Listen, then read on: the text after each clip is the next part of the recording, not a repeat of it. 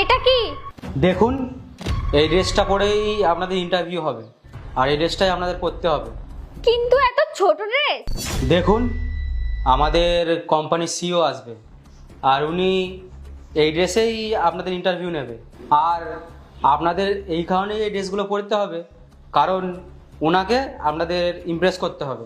তাহলে আপনারা তাড়াতাড়ি রেডি হয়ে যান, আর এই ড্রেসটাই আপনাদের জন্য সিলেক্ট করা হয়েছে, আর স্যার এক্ষুনি আসবে, তাড়াতাড়ি আপনারা রেডি হয়ে যান। দেখুন, আমি এত ছোট ড্রেস পরতে কমফোর্টেবল না। দেখুন ম্যাডাম, এইটা ম্যাটার করে না আপনি এই ড্রেসে কমফোর্টেবল কি কমফোর্টেবল না। যদি এই ড্রেস পরে ইন্টারভিউ দিতে হয় তো ভেতরে আসবেন, আর নয় আসার দরকার নেই। ঠিক আছে, তাড়াতাড়ি আসুন। তুমি কোথায় যাচ্ছ? চেঞ্জ করতে। তুমি ইন্টারভিউর জন্য এইসব ড্রেস পরবে? আরে এই ড্রেসগুলো তো এত ছোট, আর এরকম ভাবে কে ইন্টারভিউ নেয়? তুমি কি অশিক্ষিত নাকি? আসলে না, ভুলটা তোমার না, তোমার মতো গাইয়া মেরা না এইরকমই হয়। আর তুমি মনে হয় জানো না, এত বড় কোম্পানিতে জব পেতে গেলে না বসকে খুশি করতে হয়, আর নিজেকে একটু এক্সপোজও করতে হয়, আর দরকার পড়লে না একটু আধটু কম্প্রোমাইজও করতে হয়।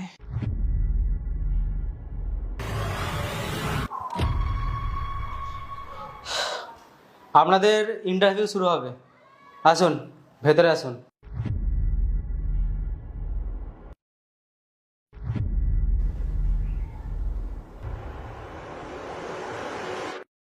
ইন্টারভিউ নেওয়ার আগে আমি আপনাদেরকে একটা কথা বলতে চাই। আমি যে ড্রেসটা দিয়েছি ওটা আপনি পরেছেন, আর আপনি পরেননি। আচ্ছা, আমি জানতে পারি আপনি এই ড্রেসটা পরেছেন, আপনার কোনো প্রবলেম হয়নি কেন? কামন স্যার, এতে আবার প্রবলেমের কি আছে? আমি তো সেটাই করব না যেটা আমার বসের পছন্দ, আর আমি সেটাই করব যেটা আমার বস বলবে, কারণ বসই তো আমার সিলেকশন করবে। ও, আই সি। আচ্ছা কোয়েল, আপনি ওই ড্রেসটা কেন পরেননি আমি কি জানতে পারি? স্যার, আমার মনে হয় বস ইমপ্রেস হয় ড্রেস দেখে না, হার্ডওয়ার্ক আর ট্যালেন্ট দেখে। আর স্যার, আমি কাউকে ইমপ্রেস করার জন্য এটা করব না যেটাই আমার সম্মান নষ্ট হয়। আর স্যার, আমি জানি এটা কর্পোরেট অফিস, এখানে অনেক কিছুই করতে হয়, যেটাই আমি কমফোর্টেবল নয় সেই ড্রেস আমি পরতে পারবো না, তাতে আমি জবটা পাই আর না পাই। গুড। আচ্ছা, আপনাদের ইন্টারভিউ হয়ে গেছে। কি? কিন্তু স্যার, আপনি যে বললেন আমাদের ইন্টারভিউ এই কোম্পানির সিইও নেবে। অ্যাকচুয়ালি আমি এই কোম্পানির সিইও। হোয়াট? হ্যাঁ, এটাই আমার স্টাইল, আর আমি এরকম ডিফারেন্ট টাইপ সবাইকে ইন্টারভিউ নিই। আর কোয়েল, আমার এটা বলতে খুব ভালো লাগছে তুমি এই ইন্টারভিউতে সিলেক্ট হয়ে গেছো। আর রিয়া, তুমি এই ইন্টারভিউতে সিলেক্ট হওনি। কি? কিন্তু আপনি যে ড্রেস চেঞ্জ করতে বললেন, আমি তো ড্রেস চেঞ্জ করে নিয়েছি। আপনি আমাকে যা বললেন আমি তাই করলাম, কিন্তু তাও আপনি আমাকে জবের জন্য সিলেক্ট করেননি। ওটা তো আপনি একদম ঠিক বলেছেন মিস রিয়া, আমি আপনাকে বলেছি ড্রেসটা চেঞ্জ করতে, আর আপনি ওটাই করেছেন।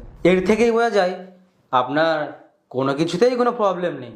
কাল যদি আপনি আমাদের কোম্পানিতে সিলেক্ট হয়ে যান, আর আমাদের কোম্পানিতে যদি কোনো বড় কোনো ক্লায়েন্ট আসে, আর সে যদি আপনার সামনে কোনো অফার রাখে বা কোনো ডিল করে, এরকম ডিল যেই ডিলে আমাদের কোম্পানির লস হবে আর আপনার লাভ হবে, তাহলে তো আপনি নিজের ফায়দাটাই দেখবেন না, কোম্পানির সাথে চিট করার আগে তখন একবার আপনি ভাববেন না।